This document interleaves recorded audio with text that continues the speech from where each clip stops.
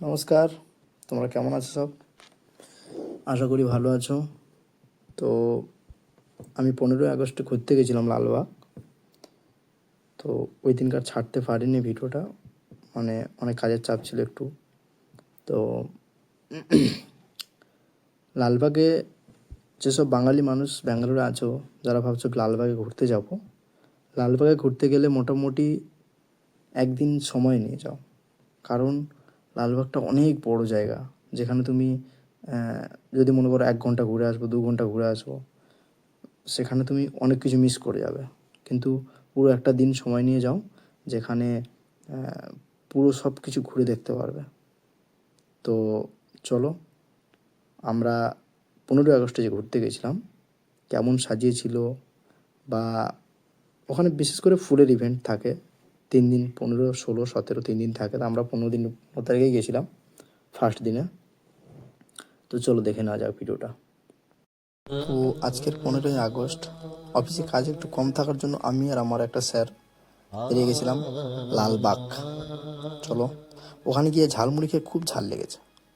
তো লালবাগে অ্যাকচুয়ালি ওখানে শুধু ফুলের জন্য বিখ্যাত। ওটা খুব দারুণ দারুণ ফুল ওখানে দেখতে পাওয়া যায়। মনে হয় পৃথিবীতে যত রকমের ফুল আছে সব ওখানেই আছে। তো ফুল দিয়ে খুব সুন্দর করে সাজিয়েছিল। ওই ইভেন্টটা চলো 3 দিন। প্রতি মানুষ পিছু 100 টাকা করে নেয়, অনলাইনে বুক করতে পারো।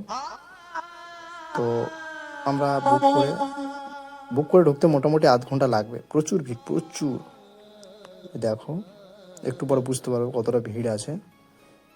ঠিক আছে, ফুল দিয়ে সব মূর্তিগুলোকে সাজিয়েছে, প্রচুর মানুষ ভিডিও করছে, প্রচুর মানুষ ফটো তুলছে। বিভিন্ন মূর্তির গায়ে বিভিন্ন ভাষাতে লেখা আছে। স্যার ওগুলো আমাকে বুঝিয়ে দিচ্ছিল, পড়াচ্ছিল।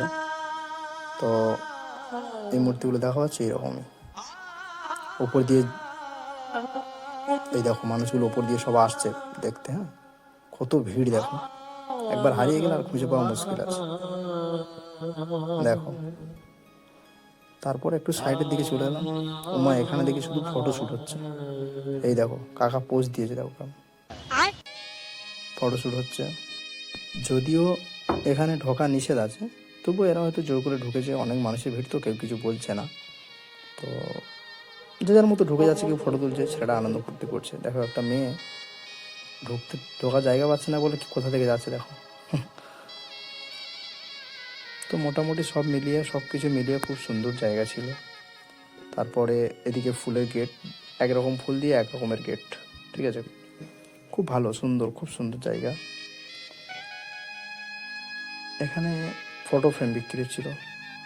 তারপরে চলে এলাম এইখানে। দেখো, এই জায়গাটা দেখো কত সুন্দর। জায়গাটা খুব সুন্দর লেগেছিল। তারপরে একটু উপরের দিকে উঠে গেলাম, পাহাড়ের দিকে।